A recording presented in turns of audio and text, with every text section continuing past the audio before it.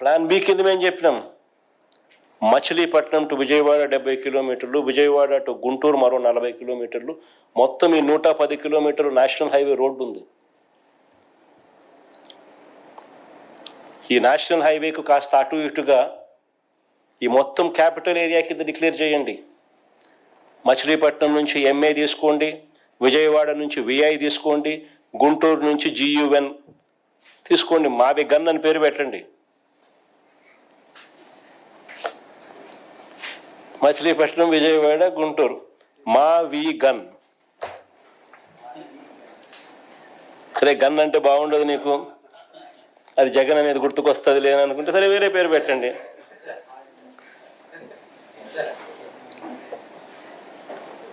మచిలీపట్నం నుంచి ఎంఏ తీసుకోండి, విజయవాడ నుంచి విఐ తీసుకోండి, గుంటూరు నుంచి జియుఎన్ తీసుకోండి, మావి గన్ అని పెట్టండి.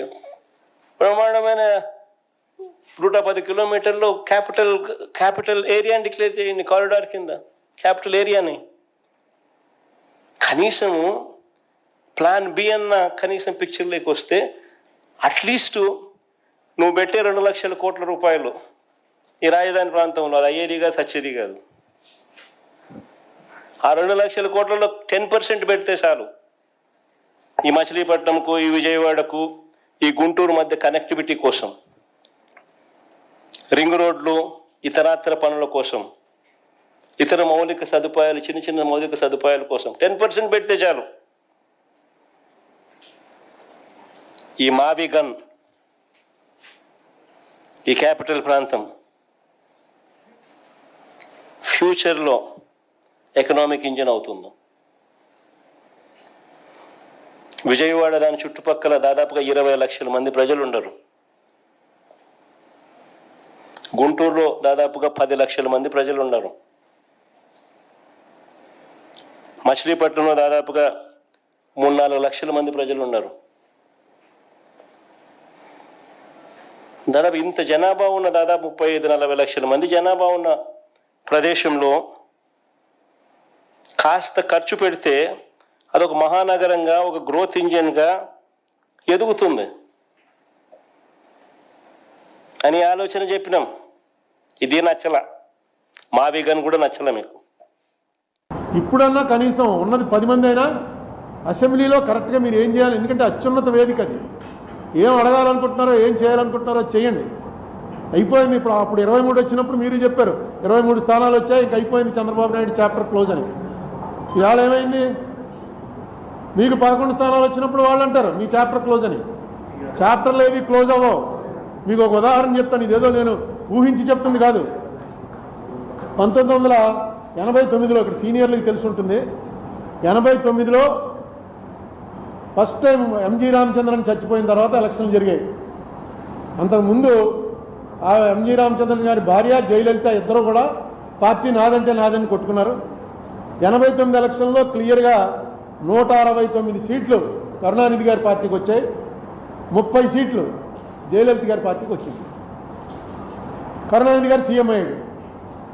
నెక్స్ట్ 91లో రాజీవ్ గాంధీ గారు చచ్చిపోయిన తర్వాత అనుకుంటాను, ఈ ఎల్టీటీఈకి కరుణానిధికి సంబంధాలు ఉన్నాయనే దీంతో కరుణానిధి ప్రభుత్వాన్ని రద్దు చేశారు. రద్దు చేసి మళ్ళీ ఎలక్షన్లు వచ్చాయి. మళ్ళీ ఎలక్షన్లు వస్తే జయలలితకి 225, కరుణానిధికి 7 సీట్లు. ఎక్కడ 180-69 తక్కువ 7కు పడిపోయాడు. రూలింగ్లోంచి అపోజిషన్లోకి, మెజరబుల్ అపోజిషన్. కానీ ఏడుస్తూ ఇంట్లో కూర్చోరా, నడిపాడు 5 ఏళ్ళు ప్రతిపక్ష పాత్ర నడిపాడు 7గురితోటే. నడిపి 96 వచ్చేటప్పటికి కరుణానిధికి 221, జయలలితకి 4 అసెంబ్లీ సీట్లు. లాస్ట్ టైం 7 వచ్చిన వాడేమో 221 పెరిగాడు, 225 వచ్చిన వాళ్ళు 4కు తగ్గారు. 2011లో మళ్ళీ 203. జయలలిత 2 సార్లు నెగ్గింది. 2016లో కూడా నెగ్గింది ఆవిడ చచ్చిపోవటానికి ముందు. అంతకుముందు ఎప్పుడు ఒకసారి ఈయన ఒకసారి ఆవిడ అలా వచ్చేది, 2 సార్లు నెగ్గింది.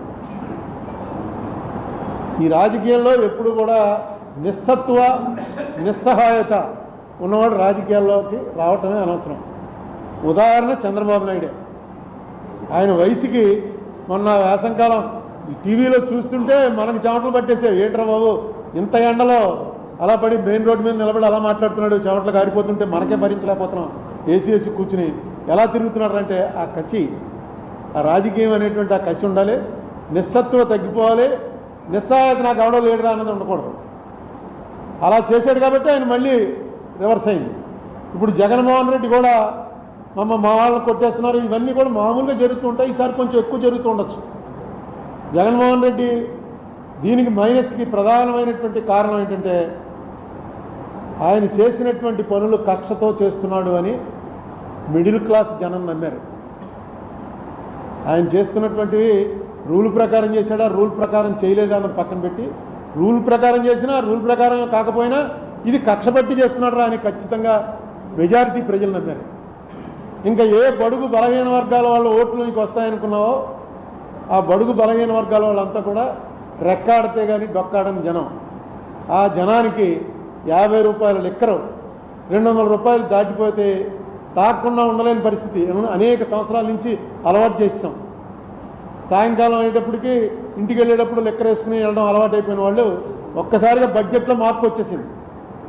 మీరు ఇచ్చే ఎన్ని వేలు ఇచ్చారు, ఆటో డ్రైవర్కి ఇచ్చారు, తర్వాత చిన్న చిన్న పనులు చేసుకుంటున్న వాళ్ళకి ఇచ్చారు, 3000 రూపాయలు పెన్షన్ ఇచ్చారు, ఇవన్నీ కూడా కలిపి కూడా ఆ ఫ్యామిలీ బడ్జెట్లో తేడా వచ్చేసింది ఈ లెక్కర వల్ల.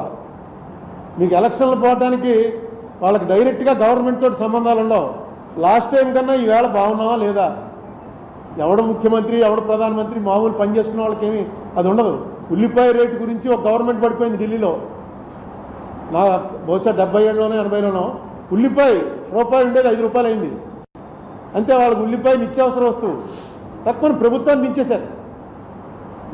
అలాగే ఇక్కడ సారా అన్నది ఎంత బలంగా పనిచేసిందంటే అది మొట్టమొదట పాపం ఫస్ట్ ఈ విషయం కనిపెట్టినవాడు ఎవడంటే స్టేట్ లెవెల్ లీడర్స్లో మన రాజమండ్రి ఆయన సోమవీర్రాజు లిక్కర్ రేట్లు ఎక్కువైపోయి 50 రూపాయలకి ఇస్తాం మేము వస్తే అని అంటే ట్రోలింగ్ చేసి తెగదిట్టేశారు సోమవీర్రాజుని. అదే చంద్రబాబు నాయుడు గారు డైరెక్ట్గా మీటింగ్లోకి వచ్చి చెప్పాడు 50 రూపాయలకే మీకు నాణ్యమైన లిక్కర్ ఇస్తాను మేము వస్తే అని. అది పనిచేసింది. సోమవీర్రాజు ఆ ముందే చెప్పాడు అది, ఎందుకంటే అతనికి ముందే వెలిగింది. ఇది దీనివల్ల చాలా ఫ్యామిలీస్లో చాలా ఇబ్బందులు అయిపోతున్నాయి ఆర్థికంగా. తర్వాత ఇంకా చంద్రబాబు నాయుడు గారు చేయవలసిన 1-2 పనులు ఏంటంటే డీలిమిటేషన్ వస్తుంది. డీలిమిటేషన్ వచ్చి సీట్ల సంఖ్య 700 దాటిపోతుంది. అందుకే పార్లమెంట్ కొత్త బిల్డింగ్ కూడా 700 దాటిన వాళ్ళు 800 మంది పట్టేలా కట్టారు.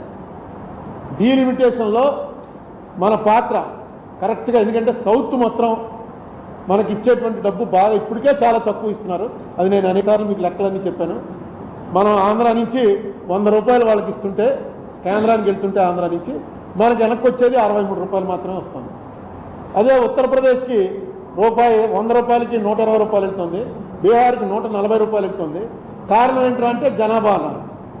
ఈ జనాభా తగ్గించమని కేంద్ర ప్రభుత్వం వాళ్ళు పెట్టినవన్నీ కూడా మనం ఫాలో అయ్యాం. సౌత్లో జనాభా తగ్గించాం, దానికి పనిష్మెంట్ ఇవ్వకూడదు కదా. జనాభా తగ్గించేందుకు మనకి ఏదో ఇంటెన్సివ్ ఇవ్వాలి. అది కాకుండా ఇప్పుడు పనిష్మెంట్ దిశలోకి పోతుంది.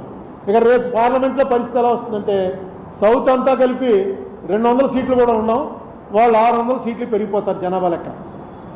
పెరిగిపోతే వచ్చేటువంటి ప్రమాదం, సౌత్కి వచ్చేటువంటి ప్రమాదాన్ని ఎలా నివారించాలి అనే విషయం కూడా సౌత్లో ఇప్పుడు ఉన్నటువంటి లీడర్స్లో చంద్రబాబు నాయుడు గారికి కనెక్షన్లు ఉన్న లీడర్ కాబట్టి, అన్ని పార్టీల్లో కనెక్షన్లు ఉన్నాయి కాబట్టి ఆయన చేసి దాని విషయం కూడా దృష్టి పెట్టాలి. తర్వాత ఈవీఎంలు, ఫస్ట్ ఈవీఎంలు తప్పు అని చెప్పింది చంద్రబాబు నాయుడు గారే. ఆయనతో పాటు ఉండేటువంటి ఆయన పార్టీ లీడర్ ఒక ఆయన హరిప్రసాద్ గారని, ఆయన అయితే అరెస్ట్ కూడా అయ్యాడు. ఆ ఈవీఎంలు చూపించి ఇవి ఎలా పనిచేయవో అన్నీ చూపించాడు. ఆయన ఎక్కడ నొక్కితే ఎక్కడికో వెళ్ళిపోవటం ఇవన్నీ ఎలా ఉంటాయో చూపించిన ఆయన వాళ్ళు మీకు ఇప్పటికి కూడా ఈవీఎంల గురించి మొట్టమొదట మాట్లాడింది ఎవర్రా అని చూస్తే మనం చంద్రబాబు నాయుడు గారే అప్పు వచ్చేసాడు. దీని మీద కూడా ఏదైనా చేయండి. ఇవాళ ఎవరో వీడియో పంపారు, 20 లక్షల ఈవీఎంలు అసలు కనపట్టలేదుట.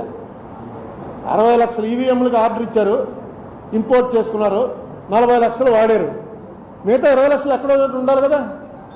ఎక్కడున్నాయని రైట్ టు ఇన్ఫర్మేషన్ అడిగితే ఎలక్షన్ కమిషన్ వాళ్ళు మాకు 40 లక్షలు ప్రభుత్వం ఇచ్చారు, 40 లక్షలు వాడామంతే మాకు తెలియదు అన్నట్ట. ప్రభుత్వాన్ని అడిగితే ప్రభుత్వం మాకేం తెలిసి ఎలక్షన్ కమిషన్ అడగండి అంటుంది. 20 లక్షల ఈవీఎంలు దింపారు, అవి ఏమైపోయాయో తెలియట్లేదని ఈవేళ ఒక పెద్ద లీడర్, ఆయన కమ్యూనిస్ట్ లీడరు, ఆయన పెట్టాడు 20 లక్షలు ఏమైపోయాయి. ఇలాంటి వాటిని అన్నిటి నుంచి కూడా ప్రజల్లో అసలు అనుమానమే రాకూడదు. మనం వేసిన ఓటు కరెక్ట్గా దానికి వెళ్తుందా, ఇది మారిపోతుందా అనేటువంటి అనుమానమే రాకూడదు. చంద్రబాబు నాయుడు గారు ఆ విషయం మీద కూడా ఆయన దృష్టి పెట్టాలి. ఎందుకంటే మంచి అవకాశం వచ్చింది.